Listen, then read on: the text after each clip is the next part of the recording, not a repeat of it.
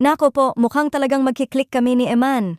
Ito ang diretsong sagot ni Jillian Ward nang tanungin siya sa posibilidad ng magiging on-screen chemistry nila ni Eman Baco sa Pacquiao. Isang tanong na matagal nang umiikot sa mga usapan sa loob ng network at sa mga production insiders. Sa isang panayam para sa upcoming project announcement ng GMA, hindi na iwasang maitanong kay Jillian kung paano niya nakikita ang posibilidad na magsama sila ni Eman sa isang serye o pelikula. Hindi siya nag-atubiling sumagot. Ayon kay Jillian, kahit hindi pa sila nagkakaroon ng formal na project together, may natural na ease at comfort siya kapag nakakausap niya si Eman. Nako po, parang oo naman. Feeling ko magkiklik kami.